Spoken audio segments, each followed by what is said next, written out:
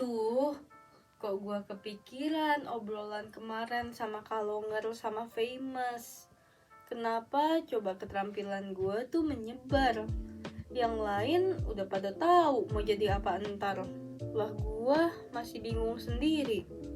Apa gua kurang kopi ya jadi galau gini? Tapi enggak juga dah. Tadi pagi perasaan gua udah minum kopi. Tahu pusing.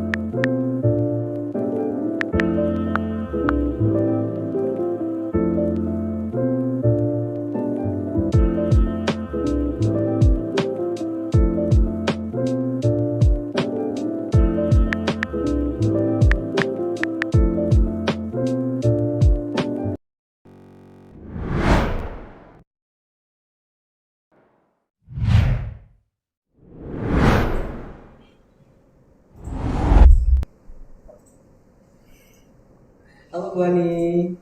Halo, Iya, gimana nih Bu? Kabarnya? baik. Oke. Sekarang kita lagi ngapain nih Bu? Boleh mungkin diberitahukan ke yang lain. Dan tuh kita lagi ngapain sih? Jadi hari ini kita ada acara Walk with Giants bareng ngobrol gitu ya, sama-sama sama Sandra nanti. Jadi banyak dari kalian mungkin yang ngalamin hal yang sama gitu ya. Jadi kayak tadi di video yang sudah ditayangin gitu. Sebenarnya ada yang salah nggak sih punya kemampuan yang begitu banyak dan menyebar gitu ya? Kemudian apa yang perlu digalauin gitu ya? Kalau misalnya saya nggak punya satu skill yang sangat komprehensif, yang sangat oke untuk kemudian saya pamerin kemana-mana gitu. Iya. Ya, mungkin kalau usah berlama-lama kali ya. Kita mungkin langsung kenalin dulu nih ke narasumber kita hari ini. Lebih tepatnya bukan narasumber sih, karena kan kita mau santai ya pembicaranya. Kita mungkin curcol aja kali ya. Jadi nggak ada ya kata formal-formal. Kita hari ini informal ya guys. Oke, di sini sebelah Bu Ani ada Cassandra. Halo. Oke, Cassandra mungkin boleh memperkenalkan diri. Cassandra itu sebenarnya siapa? Biar teman-teman tahu. Saya itu adalah murid termalas yang puji Tuhan lulus akhirnya. Terus nganggur dulu selama 6 bulan, terus baru mulai kerja di perusahaan home appliance. Oh, Iya. perusahaan Di- seperti apa itu perusahaannya? Mungkin nggak boleh di-share ke teman-teman. Dia itu boleh sebut brand nggak nih? Enggak sih ya. Kayak yang jual kompor atau kulkas kayak gitu-gitu. Kalau mereka kan butuh selling point sticker untuk produk-produknya. Awalnya gue di hire untuk itu, Nah, gitu. graphic design basicnya. Grafiknya basic graphic design ya. Iya, Oke. betul. Nah, pembicaraan kita hari ini kan membahas tentang salah nggak sih kita untuk menjadi seorang palu gada. Nah, mungkin boleh kali ya Kak Sandra share gitu. Kira-kira gimana sih saat menjadi palu gada? Ada nggak sih kesulitannya? Atau mungkin kok bisa gitu tiba-tiba jadi palu gada? Bentar. Sebelum Gimana? jauh ke sana, kayaknya kita perlu dulu kenalan kali ya sama Sandra ya. Actually waktu kuliah gimana, punya pengalaman apa, sampai akhirnya here you go San gitu. Oh, waktu kuliah itu agak aib sebenarnya. Waktu kuliah itu 50-60%-nya itu di kelas tidur. Disclaimer, tolong jangan Disclaimer, dicontoh. hal yang baik ditiru, hal yang kurang baik di filter aja. Tolong lihat caption di bawah ini ya. Caption di bawah ini, jangan diserap semuanya. Harus ada filternya. Filter ya, Iya, jangan lupa di filter. Jadi kalau di kelas itu awalnya ya gitulah. Kalau misalkan dulu ada tugas kelompok itu aku yang paling sedikit kerjanya. Oke. Jadi kayak kuliah pulang tapi bukan tipe kuliah pulang yang mahasiswi taat gitu lah. Jadi ini pembuat kerusuhan atau pertengkaran di dalam satu grup gitu ya. Oh, betul. Bener ya? Bertengkarnya di belakang sih Oh, kayaknya. maksudnya Soalnya di depannya akur-akur aja. Nice. Habis kayak gitu sempet bolos tuh, galau-galau. Curcol juga ke dosen gitu kan. Oh iya galau. Sempet bolos 1 semester. Bukan 3 kali absen ini nembus sampai 1 semester. 1 semester nggak masuk. Nggak gitu. masuk. Oke. Nice. Terus kalau zaman dulu kan, zaman dulu tua banget. Zaman dulu itu kan semester 5 itu kan dibagi multimedia, graphic design, advertising. Tadinya aku ambil graphic design. Terus gara-gara ke nggak jelasan itu malas. Terus bolos akhirnya bisa nggak pindah ke advertising? Katanya gampang nih lulusnya. Pindahlah ke advertising. Tidak tahu itu tadinya dosennya akan seperti apa kelas utamanya ya kan. Akhirnya pindah ke advertising, ya begitulah. Oke. Dari pengalaman lu so far kuliah, kemudian gue percaya sih, lu nggak mungkin cuma sekedar oke, sekarang di posisi achieve di posisi ini, nggak banyak hal yang lu bayangin lu akan dream of, lu kepengen one day jadi apa gitu. Waktu kuliah gue percaya lu pasti mau gitu mencapai sesuatu gitu dengan kemampuan yang lu punya, dengan pengalaman yang gue kepengen deh kayak orang ini gitu ya. Kalau zaman dulu kan gitu ya. Kita ngelihat seseorang kemudian gue kepengen deh jadi kayak orang ini gitu. Ada sosok figur lah. Iya, sosok figur yang inspiring banget sama lu. Kemudian mungkin juga kepengennya tuh gue harus kerja di sini gitu. Oh, ada banget. Gitu ya. Jadi mungkin itu sih yang lu bisa sharing sama teman-teman. Jadi kalau waktu masuk kelas advertising itu ada sepasang dosen favorit gue. Terus mereka ini ceritanya tuh kayak gini gitu, by experience, nggak yang kayak cuma dosen bacain PowerPoint. Iya, Nirmana adalah bla bla bla bla bla. Nggak kayak gitu. Jadi benar-benar kayak dia kerja di agensi mana, bikin campaign apa, diterangin kayak gitu kan. Dari situ kayaknya gue seneng nih. Terus ada ini kelas copywriting. Ternyata dengan nggak kesengajaan masuk advertising yang tadinya pikiran gampang lulus, ada kelas copywriting dan gue suka di situ. Karena kan kita ngembangin konsep kan. Nah dari kelas-kelas itu ada sih sebenarnya cita-cita linear dari dunia advertisingan kan pasti kerja di agensi maunya. Terus dulu pas magang dapat koneksi juga ke agensi, cuma di PHP. Oh iya, ada slot di sini, kami pindahin ke agensi sebelahnya yang partnernya enggak. Oh boleh Bu, silakan. Nggak ada kabar. Akhirnya ya udahlah, magang nggak dapet agensi. Terus lulus nggak dapet agensi juga. Dapatnya malah brand yang home appliance kayak gitu. Sampai sekarang juga belum kesampaian sih kerja di agensi, tapi ya memang orang ada jalan hidupnya masing-masing ya. Jadi kalau ngaca lagi, balik lagi ke waktu lu kuliah, actually lu punya skill apa yang kayaknya gue banget deh, tapi sampai hari ini skill itu masih lu bawa, kemudian sampai hari ini skill itu punya manfaat dan benefits buat lu. Kalau sekarang sih copywriting ya masih tetap copywriting, karena kan kalau dari waktu itu ke second company yang aku kerja itu bioskop, itu sebenarnya dari kenalan juga sih, tapi mereka itu interested in hiringnya tuh karena basicnya itu copywriting. Jadi karena kalau kebetulan aja sejalan gitu ya sama cara bikin dia konsep visual itu, menurut dia itu konsep itu dari sebuah kalimat, cari keywordnya. Jadi kalau udah ada satu tagline kan itu bisa menjalar kemana-mana kan secara visual. Jadi nge-klop di situ akhirnya dapet lah. Ini interesting yang barusan lo sebutin ya. Kayaknya kita boleh ngobrol panjang nanti. Kenapa lu cinta copywriting, kenapa, gimana caranya copywriting dan lain sebagainya. Nanti kita ngobrol lebih jauh soal itu. Dari Budi mungkin ada yang ditanyain tentang Sandra secara personal. Kecilnya bandel kah? Suka manjat pohon kah? Boleh loh. Boleh banget. Ini nggak apa-apa nih ceritain masa kecil dulu. Oh nggak apa-apa. Kalau ingat. Mungkin boleh diceritain kali ya kayak masa kecilnya gimana gitu. Terus sampai masuk ke dunia. Apa dari kecil jago nulis gitu ya? Ya. Dari kecil Atau jago mempersuasi mami San? Dari waktu kecil itu ngapain? Lo waktu kecil mah kayaknya cuma itu main sepeda BMX, tapi nggak didudukin, digenjot kayak otopet, kayak gitu doang. Terus main masak-masakan, udah gitu doang sih. Menurut lu penting nggak sih jadi orang kreatif yang dipupuk dari kecil gitu untuk jadi sekarang lu di industri kreatif gitu? Oh sejujurnya, kalau aku sih sampai lulus SMA masih belum kepikiran mau kuliah apa. Oke, sampai SMA belum Masih kepikiran ya. kayak hidup ya kayak air aja gitu ngalir. Terus why DKV? Sebenarnya tadinya itu sebenarnya hobi aku masak. Terus mau Jauh banget. iya jauh sama masak. DKV jauh banget. Kan sekarang memasak konsep. Iya, masuk konsep. Terus Iya. mau appliances juga. Oke. Iya.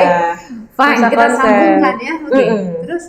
Terus Karena koko aku udah chef, jadi nggak dikasih sama nyokap. Terus dia bilang kuliah desain aja kan kamu bisa gambar. Ya nggak bisa ilustrasi kayak gitu kayak gini sih, tapi ya bisa lah gambar gitu.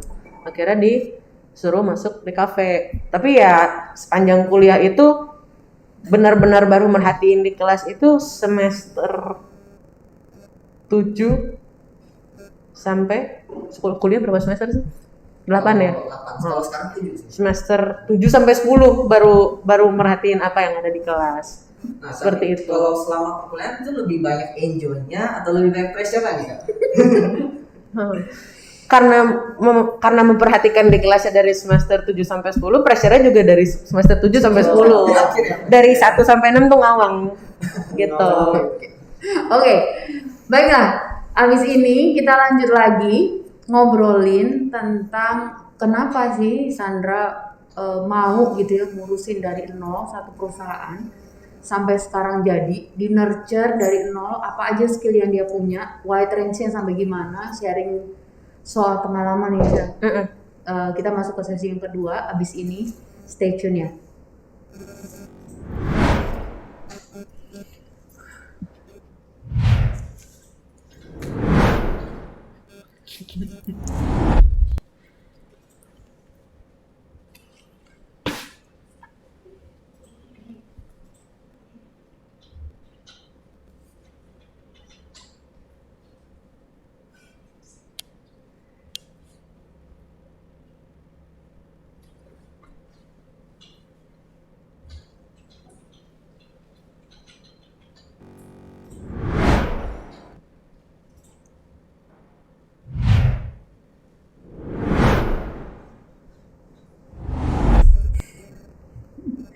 Oke, kita kembali lagi. San, ngomongin soal skill. Gimana lu ngelihat anak di kafe itu di industri apa sih yang perlu disiapin gitu? Perlu kita jadiin perhatian gitu bahwa punya skill yang begitu banyak itu sah-sah aja gitu. Sah-sah aja sih. Pengalaman lu gitu. Kalau kata orang puitis itu punya skill banyak itu blessing and a curse. Oke. Sebenarnya. Kalau misalkan kita lihat dari kemarin tuh aku baca di postingan DKV kan ada yang duiters apa tuh yang tiba-tiba itu. Kalau dari sisi duiters itu sebenarnya balik lagi tergantung jalan hidup orang masing-masing nasibnya kayak gimana. Kalau punya skill banyak tapi diapresiasi, ya puji syukur alhamdulillah. Tapi kalau tidak itu jadi sebuah curse. Balik lagi. Tapi dibalik semua itu, kalau dibalik sisi uang sih, menurut aku punya skill banyak, itu lebih ke blessing sih. Oke. Karena kan, ya apa lu mau gue ada, itu kan berarti menjadikan kita seseorang yang reliable.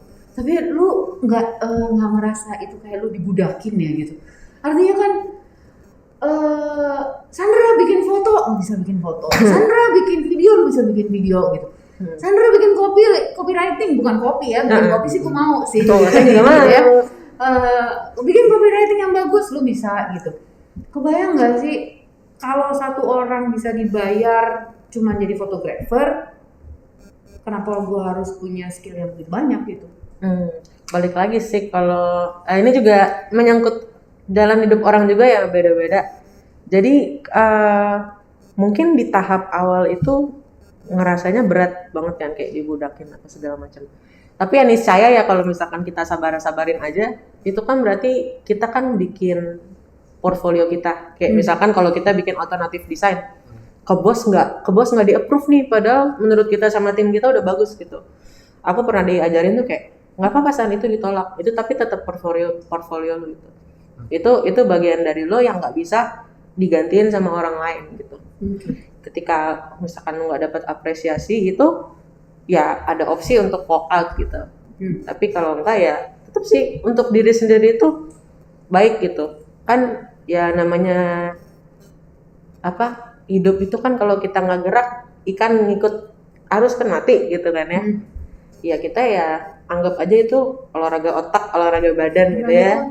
Jadi endurance-nya tinggi. Bisa kurus gak? Hah? Bisa kan, bisa jerawatan juga. Oke. Gitu. Jadi yang mau kurus Yang- boleh tanya ya kerjaannya kayak gimana, boleh tuh dibanding dia kan susah kan, nge-gym susah, Masuk ini kreatif aja. Ngapain aja, aja? langsung Jadi kurus. anak kreatif aja. Oke, bagus. Iya. Boleh ini jadi alternatif diet, Iya. oke, nice. Daripada musingin mikirin menu kan. Iya, betul. Dan mahal ya kita Iya, nge-gym dan ya. mahal. Oke. Kalau kita kan nge-gym otak palu gada kan dapat duit, kurus lagi. Oke, kurusnya dapat, duitnya Kurusnya dapat. dapat, duitnya dapat. Duitnya dapat. Oke, ya. Oke. Jadi nanti suatu saat kalau gue ditanya sama anak, gimana resepnya kurus? Jadi palu gada aja. Jadi palu gada aja. Oke. Tuh. Tapi gue tertarik sama tadi yang lu bilang. Skill dari awal sama ini lu punya semua. Boleh cerita nggak yang lu kerjain sekarang tuh apa? Mulai dari, karena gue dengar kemarin sebelum kita acara kan kita sempat ngobrol, lu nurturing satu brand untuk sampai jadi gitu. Boleh cerita nggak prosesnya kayak gimana? Oh, kalau awalnya itu aku di hire freelance. Oke. Jadi brandnya ini belum launching dan mereka butuh segala macam desain untuk keperluan dia. Desain dulu nih ya. Desain boxnya, desain apa lagi ya? Itu selling point stikernya yang buat ditempel di produknya. Jadi lebih ke yang print. Basicnya lah ya buat printnya benar. Oke. Terus buat bikin karton boxnya kayak 100-an SKU. Dulu belum sebanyak ini sekarang sih, tapi ya lumayan lah ngerjain sendiri. Itu dalam durasi 3 bulan. Lu harus bikin berapa banyak? Karton. Kalau karton boxnya itu sekitaran 50 sampai 100 lah. Wow. Banyak sekali. 100 SKU. Itu Revisinya starting berapa pack. banyak? Revisinya berapa banyak? 50 jadi Ini yang menarik revisi sekali. berapa banyak? Wow. Karena kan ini dapat freelance dari koneksi. Iya. Balik ke yang tadi lagi. Kayak kita disuruh kerjain apa aja bisa. Itu kan berarti orang mikirnya kita reliable. Di kemudian hari kalau orang butuh apa, namanya nyangkut kan kita gitu loh. Oke. Jadi karena based on trust gitu kan. Sebenarnya kalau dilihat-lihat lagi juga hasilnya nggak bagus-bagus amat gitu. Masih ada revisiannya. Tapi Tapi kan yang good penting enough klien lah. klien lu oke kan. iya, revisinya nggak berkali-kali sih. Terus Kadang malah justru kalau dari ownernya sendiri ya, dia apa ya, percayalah dengan misalkan aku bikin desain ini tujuannya begini gitu. Paling sekali 2 kali lah. Kecuali pas bikin logo. Udah itu doang. Terus dari freelance bikin 50 100, terus kalau stiker produknya itu kira-kira 10 sampai 20 lah ya. Karena kan ada yang satu jenis produk ada turunannya. Kayak luar gitu. biasa. Kalau selling point stiker itu jadi misalkan satu produk kulkas gitu, kayak yang ada di toko-toko elektronik ada selling pointnya, misalkan kompresornya begini kayak gitu. 15-20 lah. 15-20. Terus harus bikin juga foto, apa ya Bu? Kita nggak foto produknya sih, tapi kita bikin website. Apa ya? Buat buat dimasukin website juga. Gitu sih. Nah, dari perjalanan brand itu mulai dari nol sampai, karena gue dengar kemarin lu mesti ke daerah-daerah memastikan, memasang dan lain sebagainya. Oh, kalau itu jadi tadinya kan awalnya abis dari freelance akhirnya dimasukin in-house. Dari freelance dimasukin in-house, awalnya masih ngerjain desain tuh. Oke. Terus adalah yang namanya manusia dengan perdramaannya. Akhirnya sosmed manajernya keluar, akhirnya dilimpahin ke aku lagi. Oke, nambah lagi kerjaannya. kerjaan. Oke. Lalu gak ada Dari tadi apa? Cuman ke desain.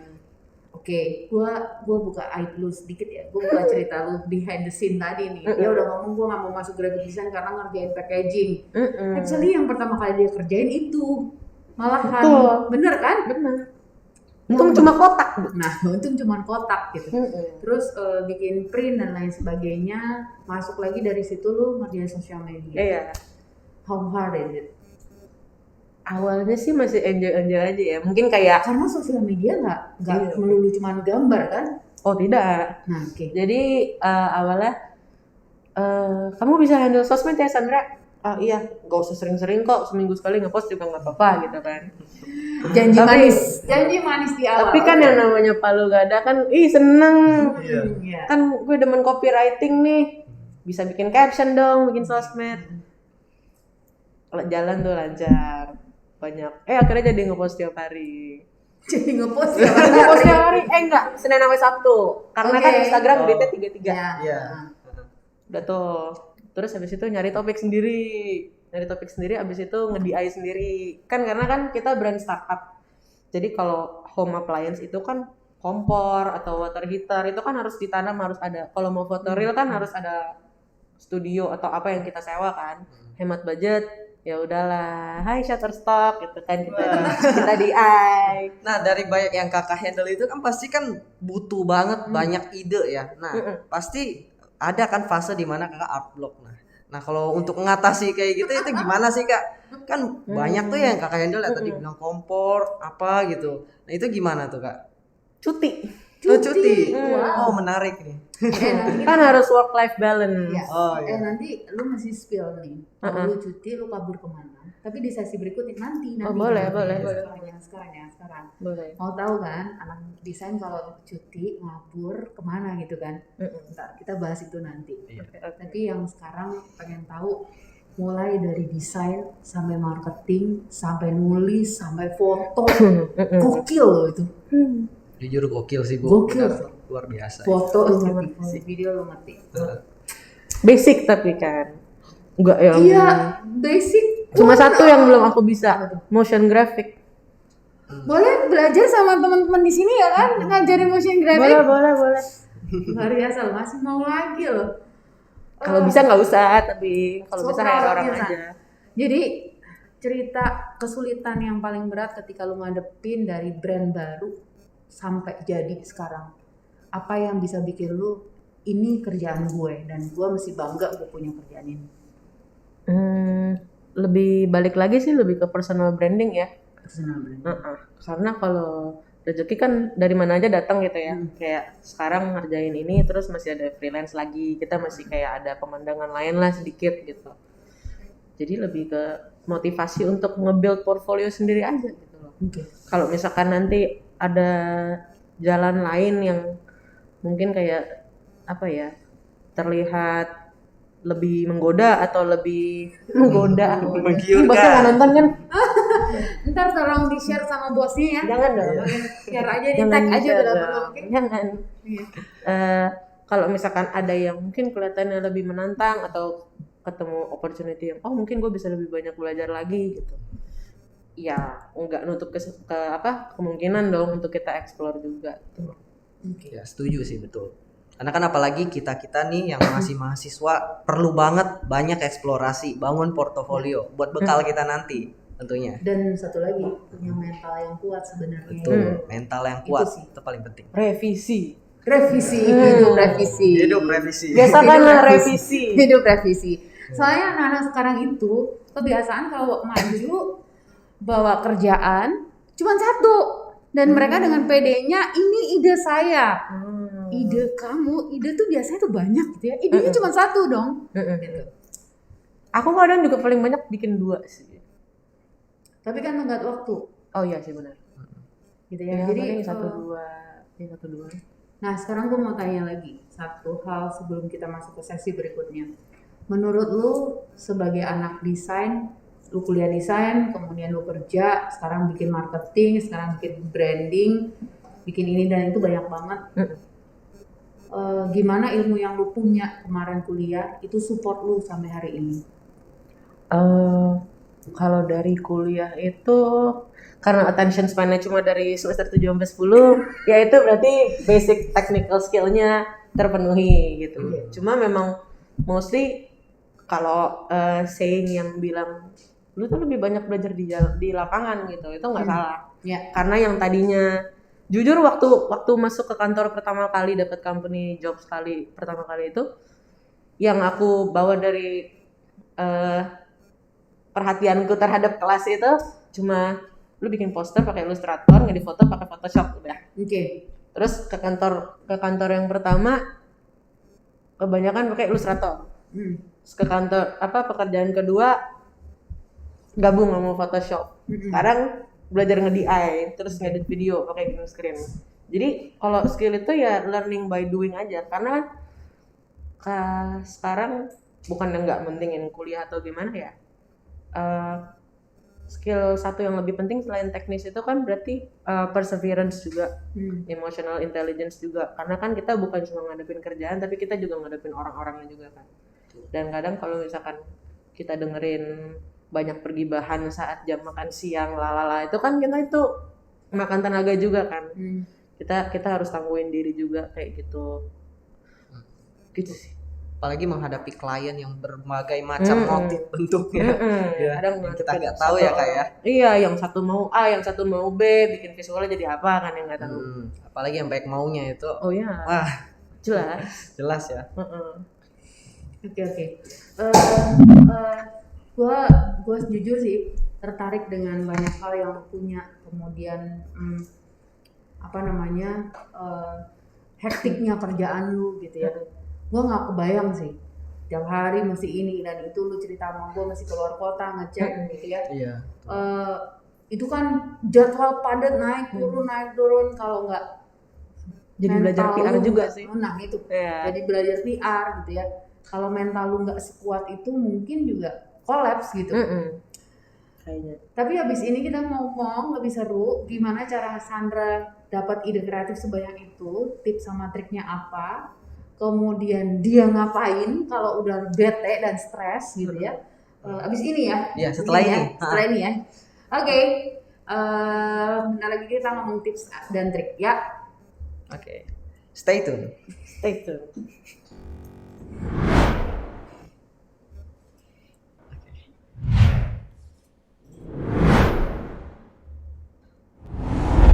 Oke. San. Ngabur kemana kalau lagi stres? Pulau Kapuk, bobo. Kalau enggak jalan sama teman. Gimana duitnya nggak banyak? Ini mana nih calon yang mau cari duit gimana? Jangan salah. Gimana tuh? Abis beli makan. Habis dibeli makan. Abis beli makan sama abis bayar cicilan. Oke. Wow. Iya. Kalau misalkan ada yang lagi termotivasi, yang lagi kurang motivasi atau idenya udah mentok, ingat aja masih ada cicilan, kalian harus semangat kerjanya gitu. Oke. Berarti cicilan itu penyemangat untuk gua harus ngerjain ini dan itu. Berarti kalau nggak ada cicilan, ambil cicilan. Iya, jadi kalau gua jadi jualan ya. Iya, jadi kalau udah selesai nyicil terus udah Nyicil terasa lagi, aduh gitu. hidup gue lentang-lantung, nyicil lagi. Oke. Gak ada beban, cari beban. Ada beban, cari beban. Ini yang biasa gua kasih di kelas gitu ya. Kalau nggak ada masalah, lu cari masalah. Benar. Hidup harus penuh masalah ya berarti ya. Hidup harus kalau tidak ada masalah bukan hidup. Jangan penuh masalah, ada masalah gitu aja ya. Ada Jangan masalah. terlalu banyak. Oke. Jangan terlalu banyak, dikit-dikit aja. Jadi ada tips dan trik nggak buat teman-teman gitu ya? Cara lu ngadepin orang ketika lu ngerjain marketing, lu belajar PR, itu kan belajar hal baru ya. Gimana caranya supaya nggak bosen untuk terus belajar hal baru? Kemudian gimana mental desain lu bisa lu pakai untuk ngadepin itu? Tip dan trik aja dari lu. Kalau untuk yang pertanyaan pertama sih lebih ke apa ya? Meskipun skill kita udah cukup banyak nih, jangan ngerasa kita udah top of the top gitu. kalau kata bos aku yang pertama itu stay foolish lah. Jadi kayak jangan nganggep kayak wah gue orang desain, lu nggak ngerti apa soal desain, gak usah komen kerjaan gue gitu. Nggak juga, meskipun nggak semua masukan yang diterima itu meskipun nggak semua yang masukan yang masuk itu relevan di dunia kita, tapi ya kita dengerin aja gitu, karena pasti ada satu intisari yang bisa kita ambil buat dimasukin ke karya kita gitu. Yang kedua apa Bu? Yang kedua gimana mental desain lu gitu. Ngadepin itu bisa apa ya? Anak desain itu kan masa lu gini aja nggak bisa sih gitu. Kalau kayak gitu kadang kita tunjukin, misalkan kalau revisi mau dikasihnya cepat gitu. Ini ya tips dan trik menghadapi revisi banyak. Jadi Catat ya teman-teman. Jadi tips and triknya untuk bisa mencapai stage di mana lo bisa menolak salah satu keinginan bos lo yang nggak make sense gitu ya. Itu memang awalnya lo harus ngikutin semua mau dia ya. Kan kalau gak ada, kalau mau gua ada. Udah cukup itu, reputasinya udah naik ke atas, itu bisa jawab dengan halus kan. Tapi kalau kayak gini hasilnya kayak gini sih Pak. Jadi lu ngomongnya tuh nggak say no secara langsung gitu loh. Oh kalau misalkan A sih hasilnya gini Pak, tapi kalau B hasilnya kayak gini, terserah Bapak aja mau yang mana gitu. Saya pasti jawabannya ya udah terserah kamu ya Sandra gitu. Diplomasi. Ada yang mau ditanyain? Siapa tahu mau curhat? Mau curhat juga boleh. Iya, paling kalau dari aku sih lebih ke gimana sih kalau kakak dalam menghadapi revisi-revisi itu ya, artinya kan penuh tekanan ya, dari misalnya dari klien yang beraneka rupa itu, apalagi yang banyak maunya gitu. Nah itu gimana cara menegosiasi apa mendiplomasi lebih tepatnya itu. Kalau boleh berbicara kasar nggak? Boleh. Di mindfuck gitu maksudnya. ini nggak masuk akal loh permintaannya loh. Iya. Gitu. Masuk akal banget. Gimana? Kadang kalau misalkan ini kita ilustrasinya posisi di mana kita udah bisa mulai say no ya, tapi say no-nya secara halus. Kalau nggak bisa. Kalau nggak bisa. Kalau nggak Nih, bisa diikutin aja. Nih ya, gue baru terima kerjaan hari ini. Misalnya dia nih anak baru cari kerjaan. Ada acara perusahaan freelance nih gitu. Tiba-tiba oke, diterima deal sekian dolar gitu ya. Tiba-tiba setelah kontrak itu jalan nggak kejadian kayak yang konsep yang kita punya gitu. Dia mintanya banyak banget gitu. Gimana caranya tuh? Pernah ngadepin yang begitu nggak? Pernah sih. So akhirnya kita iyain aja yang dia mau. Balik lagi. Kan itu kan diiyain aja. Diiyain aja. Lu sambil tawakal. Sambil usap-usap dada. Seperti itu. Kerjanya sambil nangis ya kayak. Kerjanya sambil sweat ya. Kayak gitu. Tapi kayak itu yang mungkin itu yang jadi mental lu makin kuat kan. Iya. Karena kan nggak semua orang bisa agree sama kita kan, dan at the end of the day kan mereka yang bayar kita gitu ya. Kalau misalkan kita dalam dunia komersial kayak gitu kan, dia yang membayar kita, dia yang punya konsep. Ya sudah gitu loh. Kalau misalkan ini bukan klien freelance ya, misalkan ini kantor permanent job gitu. Misalkan kita bikin campaign A, konsep visualnya nggak sesuai sama kita. Ya udah let it be, kita bikin misalkan posisi awannya ada di bawah gitu, tapi kita nggak make sense sama kita. Ya udah kita bikin aja seperti itu. Kan nanti feedback dari luar kan akan masuk ke telinga bos kita kan. Betul. Baru dia yang mikir sendiri gitu. Oke. Oh ya nggak make sense. Poinnya no need to argue gitu ya. Iya. Maksudnya kita argue-nya juga jangan yang terlalu memaksakan gitu. Ngabisin energi juga. Ngabisin energi. Nggak ada hasilnya juga. Buang-buang muda gitu ya. Oke. Terus kalau lu hari ini disuruh pilih gitu, mau jadi orang yang punya skill banyak atau cuman jadi gua pengen cuman jadi fotografer aja gitu ya. Sorry, lu punya cita-cita apa sih dulu? Pengen ngapain? Pengen jadi chef pernah, pengen jadi fotografer pernah. Itu sih dua sih. Berarti gua nggak salah dong ya mau mention fotografer ya. Pilih mau jadi fotografer aja atau jadi lu yang sekarang? yang sekarang sih. Kenapa tuh? Karena sekarang targetnya gini, tadinya kan awal lulus kan pengen punya cita-cita yang linear, di graphic designer, general art director, creative director gitu kan. Cuma kan jalannya dilika-likuin gitu ya. Terus ya udah, apa yang sekarang yang ada ya dikembangin aja. Karena sekarang kalau target gue ini sekarang bukan cuma, meskipun gue kuliah desain, gue nggak cuma pengen jadi orang desain yang ternama lagi. Gue lebih pengen jadi orang yang bisa dipercaya orang lain. Karena itu kan impact-nya bisa kemana-mana. Kalau lu cuma stay di desain, misalkan amit-amit dunia berkembang, dunia desain mati, kita mau jadi apa? Lebih kayak kita adapt to situation aja. Tapi memang roots-nya kita desain gitu. Roots-nya nggak akan hilang. Cuma kita harus jadi adaptable aja. Jadi orang desain apa jadi orang kreatif? Oh, kreatif, sorry. Ke bawah sarjana. Jadi orang Ke bawah gelar sarjana. Oh, jadi orang kreatif.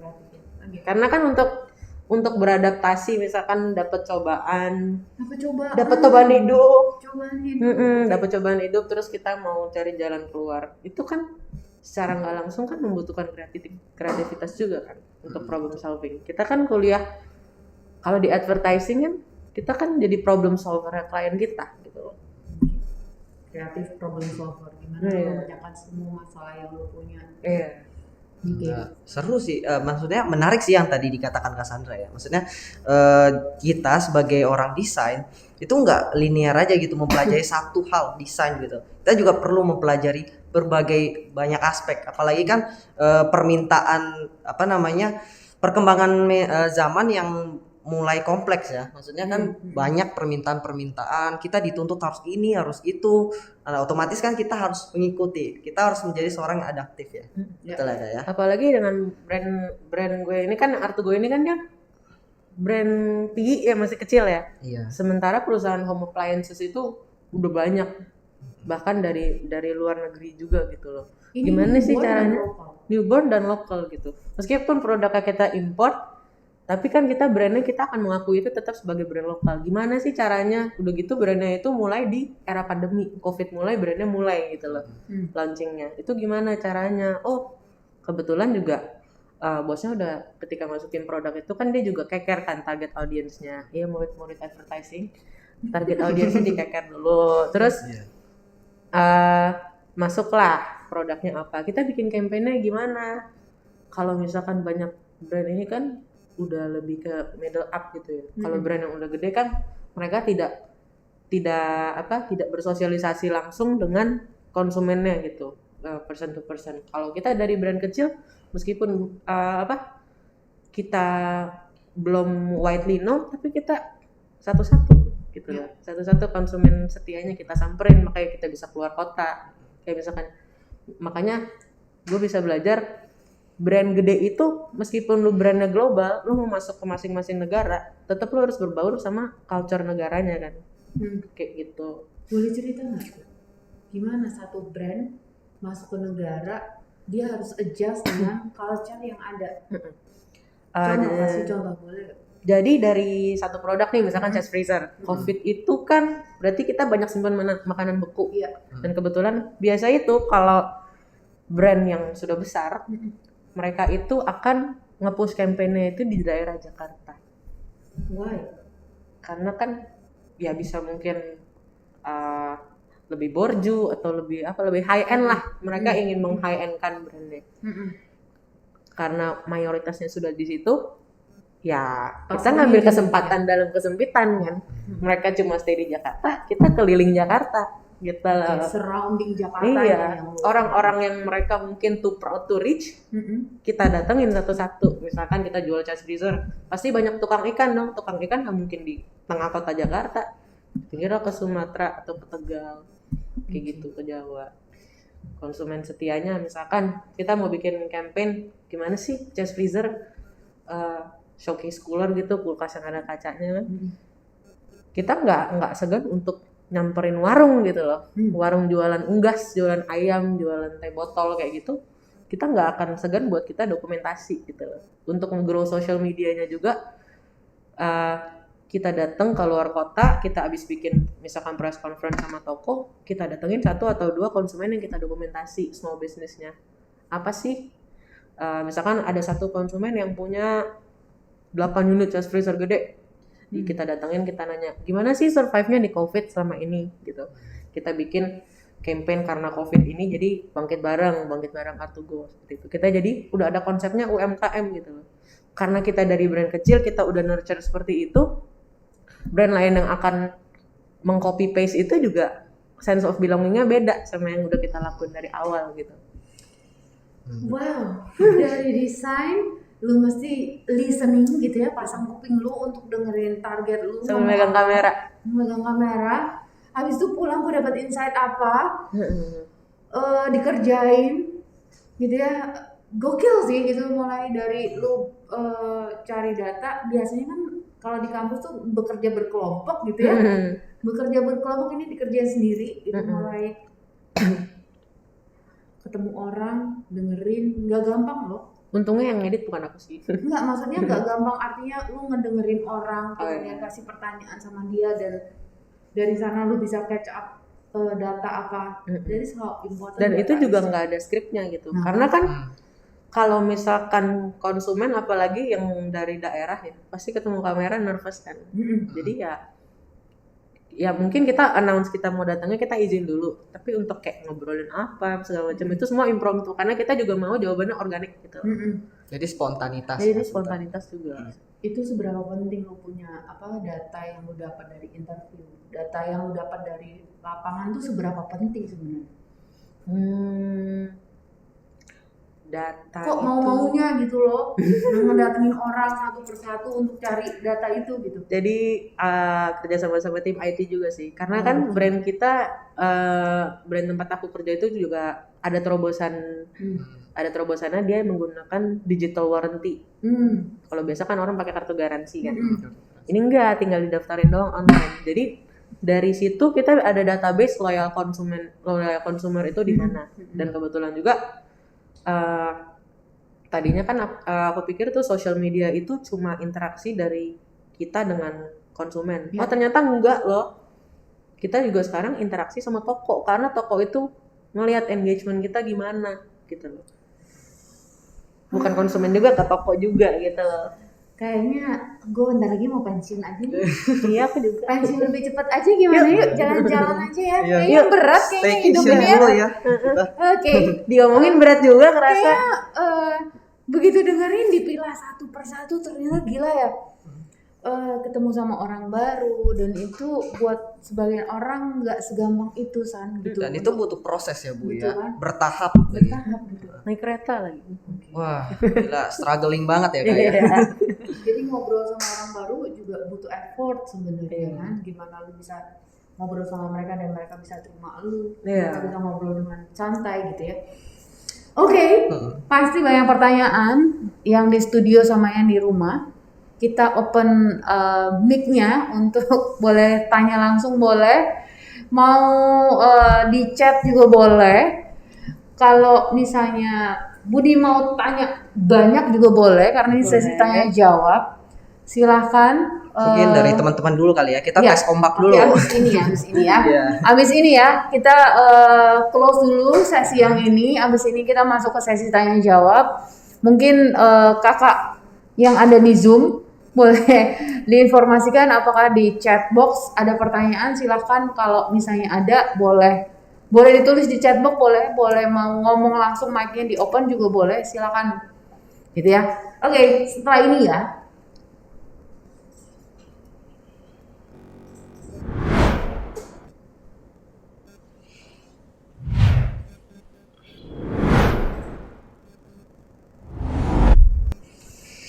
Oke, ada yang mau ditanyain? Sambil nunggu mereka ngumpulin pertanyaan, ada yang mau ditanyain dulu gak? Oke, mungkin dari aku dulu ya. Boleh. Nah, tadi sempat kakak singgung soal observation gitu, observasi dari semua gitu. Nggak, ini nggak berat, nggak berat. Tapi lebih Oke, ke, oke. Gue mundur dulu ya. Boleh. sebenarnya bukan lebih ke pertanyaan sih, tapi lebih ke tertarik aja sih tadi bahasannya. Artinya kan riset penting ya. Nah, tadi yang udah sempat disinggung Cassandra, gimana sih tahapannya mulai dari ngobrol ke orang gitu secara spontanitas, belum lagi harus kita data, kita harus summary. Jadi sebenarnya apa sih maunya consumer gitu, Kan gitu kan butuh proses ya. Nah, kita sebagai anak desain juga perlu tuh riset seperti yang Bu Ani sering bilang. riset itu penting gitu. Apa aja? Biasa ini singgungan sama PR sih ya. Jadi yang bikin reportnya PR ya. Kadang tadi semakin kesini juga udah dibikinin question listnya juga sih. Kadang juga ada question list yang dikasih sama bos langsung. Kayak gitu aja Seputar sih. apa? Biasanya seputar apa yang ditanyain? Seputar misalkan produk apa fitur dari produk apa yang disuka, kenapa dia pilih itu gitu loh. Oke, terus juga berapa unit yang dipunya. Tapi dari elunya sendiri, kan lu yang ngelola dapur kreatif nih. Seberapa penting si data riset itu buat lu untuk ngembangin dapur kreatif lu gitu? Penting banget sih, karena kan juga kita harus ngikutin tren. Boleh kasih contoh nggak? Supaya teman-teman tuh kalau disuruh riset mukanya nggak pada cembututan gitu. Kalau di industri gue sih lebih ke ya research aja kompetitornya lagi ngapain gitu ya. Kompetitor lagi ngapain, gaya bahasanya kayak gimana. Terus ya kita do something different aja dari itu gitu. Berarti lu menawarkan sesuatu yang baru kan yang belum dipunyai sama yang selama ini dilakukan gitu. Karena kan selama ini juga brand home appliance itu social medianya dia lebih apa ya, warnanya untuk penggunaan warna sendiri aja tuh masih yang lu punya. Yang lu punya enggak orang lain. Kalau kompetitor itu dia lebih penggunaan warnanya tadinya itu aja gitu. Kalau misalkan bikin campaign gitu, timnya misalkan color brandnya merah atau kuning, ya dia bakal ngikutin base gitu aja gitu. Tanpa gradasi, tanpa warna-warna iridescent kayak Samsung sekarang kayak gitu. Kalau kita dari Artugo itu memang sudah dari awal ada konsep apa tuh warna iridescentnya kayak gitu. Ya kita kembangin aja di situ. Dan layout nggak selalu yang kalau copywriting baris satu ada 4 kata, bawahnya juga harus 4 kata, lumut juga ngarangnya kan. Ada juga yang kayak gitu. Awalnya aku kerja juga disuruh kayak gitu. Penggunaan font harus rata satu. Nggak boleh yang di atas bold, di bawah bold, tiba-tiba di tengahnya ada italic gitu, nggak boleh katanya. Sekarang dibikin lebih freestyle. Lebih fluid ya. Iya, lebih fluid. Kayak tetap harus ada brandingnya yang pakem. Cuma maksudnya untuk kayak visual yang eye catching itu nggak dibatasin. Iya. Artinya memang riset itu dibutuhkan untuk pengembangan ide kreatif lu ya. Jadi apa yang klien mau, apa yang kemudian stakeholder lu mau, itu bisa catch up nggak sama yang dimaui sama pasar hari ini gitu ya. Artinya memang mesti banyak lihat, mesti banyak memperhatikan gitu ya. Belajar dari yang ini. Ada lagi? Mau tanya lagi nih soal mungkin kita ngomongin dari segi pengalaman kerja dulu kali ya.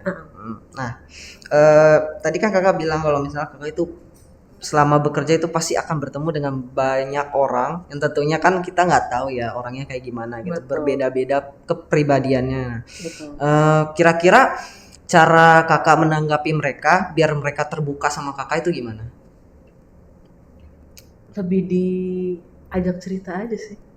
Lebih kita gini, heart to heart. Tapi harus kita diawali dengan kita yang curious sama mereka. Dulu tuh gue pernah baca buku kayak orang itu kan sebenarnya cuma pengen didengar. Misalkan kita mau ngomongin soal basket, lu nggak suka basket, tapi lu kelihatan nih orang di depan lu suka basket, lu tanya aja satu kalimat pancingan. Dia pasti bakal open up kan. Betul. Habis dia open up, ya udah, dia ngerasa terdengarkan, mereka akan mikir it's a good conversation gitu, dan mereka akan pengen ngobrol sama lu lagi gitu. Kayak gitu aja sih. Kan komunikasi, kan kita desain komunikasi visual. Kan harus ada komunikasinya dong, kalau nggak ada komunikasi cuma desain doang. 2 episode dan episode yang lalu juga ngomongin hal yang sama. Betul. What we forgot is di tengah itu komunikasi. Ya. Karena kan kaitannya komunikasi akan larinya ke relasi. Kalau komunikasinya baik, relasinya baik, cuannya juga baik. Cuannya juga baik. Kita berpikir secara cuan ya. Iya dong. Ini anak TKP banget nih ya. Mikirin duit, Mikirin apa lagi? Apalagi ayo. Apalagi? Bukan mikirin duit, lembur juga nggak apa-apa. Yang penting kopi siap, gitu ya. Sama yang Aku tidak pernah lembur loh. Pernah sih, tapi masih bisa dihitung jari lah. Balik lagi jalan hidup orang beda-beda ya. Iya. yang penting kopi kan. Yang penting kopi. Nah, yang benar ada lagi kan, ada kopi. Kalau nggak lembur ya minum kopi, bener ya. Copywriting dan kopi susu. Oke, ada lagi yang mau ditanyain teman-teman? Iya. Yang di sini Boleh dong dari teman-teman yang sini boleh bertanya. Jangan saya mulu. ada yang mau saya, silakan nggak apa-apa, tanya aja kalau memang mau. Ini yang tadi lagi makan lemper. Lagi makan lemper. Tanya aja. Boleh tanya kakaknya Enggak, masih ya. single atau enggak gitu. Ah, Boleh masih single. coba tanya. Waduh. Ayo tanya.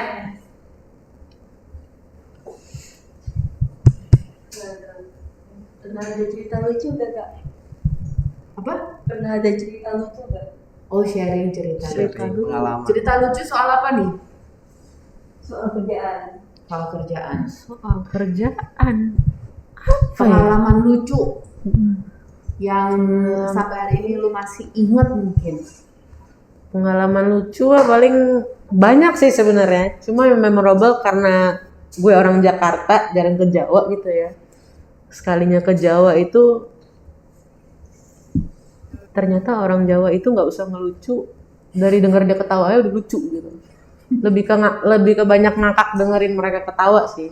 Karena kan kalau mereka ngomong bahasa Jawa gue nggak ngerti ngomongin apa gitu ya. Jadi ya udah sih lebih Jadi kalau banyak sih mereka hal ketawa, kecil. lu ikutan ketawa kan. Iya. Padahal lu nggak ngerti. Ya nggak ngerti ngomongnya apa gitu. Oke. Ngerti sedikit, tapi jadi ngerti sedikit-sedikit. Jadi ngerti sih. Ini yang sebenarnya membuat lu cinta mungkin sama kerjaan lu karena bawa lu jalan-jalan, bawa lu ketemu banyak orang baru gitu ya. Lumayan. Nah, oh iya, sama. Mau nanya nih. Oh iya. Tuh, jadi ada insight nih. Bagus, Nah, bagus. Selama pengalaman kerja itu kan banyak pasti ya tim-timnya ya. Nah, kira-kira mungkin kakak boleh ceritain selama di pekerjaan itu kira-kira kondisinya, lingkungannya itu suportif atau kadang toksik gitu. Atau mungkin pertanyaan lebih ke ini kali ya, pengalaman. Pernah dapetin lingkungan yang toksik, pernah dapetin lingkungan yang suportif atau nggak pernah toksik gitu. Jadi suportif mulu. Kayaknya kalau nggak pernah toxic itu impossible ya. Hmm, Karena kan kayaknya semua manusia at some point pernah toxic gitu ya. benar setuju. Apalagi di kantor. Wah, Ada pengalaman toxic tapi yang nggak banyak lah. Karena kan kita juga mostly udah ada yang beberapa kita udah saling kenal. Dan kebetulan bosnya itu juga easy going gitu loh. Jadi ini kayak blank canvas. Meskipun seiring waktu di mana naik ya. Cuma ya bersyukur Jadi aja so sih. far belum ketemu yang sampai toxic yang sampai bikin lu depresi. kita berharap tidak bertemu orang-orang seperti itu ya. Iya. Walaupun palsu sih sebenarnya itu masih ada. Ya. Ada lagi dari audience? Iya, ada. Ada lagi? Oke. Pernah nggak sih kak ngerasa suntuk atau stuck sama kerjaan? Dan itu tips and triknya kayak gimana tuh biar balik lagi semangatnya buat ngedesain? Suntuk itu lebih karena nyetir sih bukan karena kerjaan. Apalagi macet Jakarta ya, makin macet. Jakarta. Rumah di mana? Kantor di mana? Rumah itu di Kemayoran yang Oke. suka kerja Expo. Kantornya itu di UPH Sonoan lagi. UPH Sonoan lagi. Ini Ini kan nyebut exit brand nih, kayaknya ini nyebut brand nih. Aduh. Uang papa Karawaci, Bitung, Di Bitung exitnya. Bitung exitnya. Kalau yang pernah ke rumah duka Oasis, pergudangannya persis di sebelahnya. Wow. Berapa jam? Kalau pergi karena sebelum jam 6 pagi. Sebelum jam 6 pagi. Karena macet anak sekolah kan anak udah Morning person banget ya Cassandra. Selimutnya gue tarik dulu.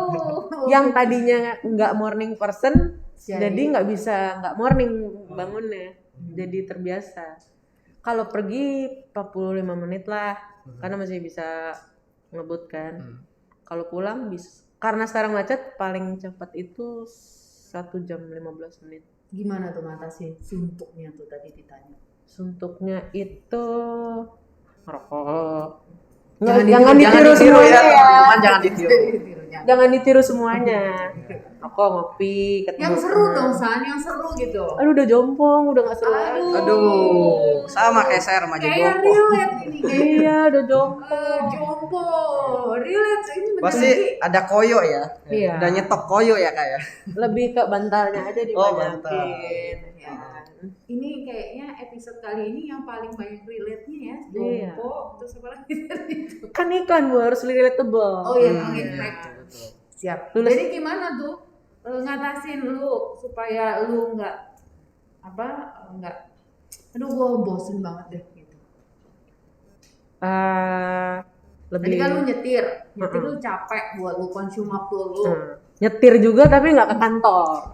Misalkan oke. ke Bogor, ke Puncak gitu. Ngapain lu ke Bogor ke Puncak? Oh, Warpat. healing.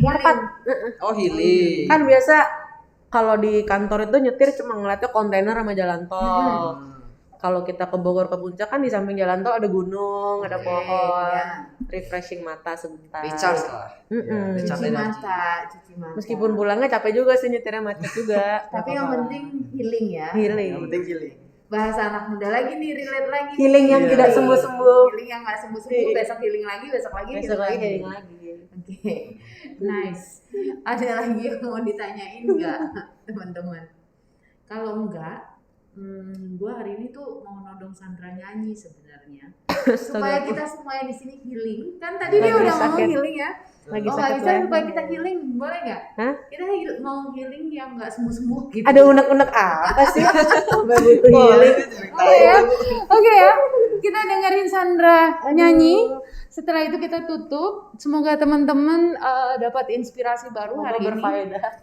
Semoga apa yang di-sharingkan Sandra ngebantu banget gitu ya buat kita untuk ngelihat catch up sama dunia industri kreatif kayak gimana, jadi orang kreatif itu masih gimana. Ternyata punya kemampuan yang banyak itu nggak jelek-jelek amat sebenarnya gitu.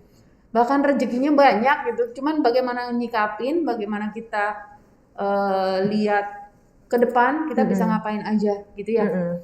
Oke guys, jadi see you next 2 weeks ya. Berarti kita 2 bakal weeks. ada tamu lain lagi, 2 minggu lagi. Kayaknya tamu berikutnya itu bakal yang dari Australia. Wow. Jadi mungkin kita akan di sini ada, onsite ada, nanti kita tamunya juga bakal online. Gak mungkin kita datengin ya, tekor nanti. Budgetnya? Budgetnya. Terbatas Bisa di boncos, budget.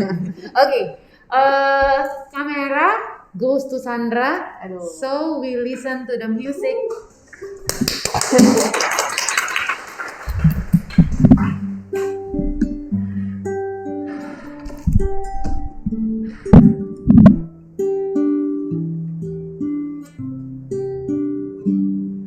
Would you dance if I asked you to dance? Would you run and never look back? Would you cry if you saw me crying? Would you save my soul tonight? Would you tremble if I touch your lips? Would you laugh? Oh, please tell me this. Now would you die for the one you love? Hold me in your arms tonight.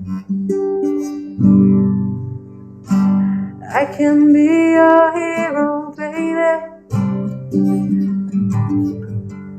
I can kiss away the pain. I will stand by you forever.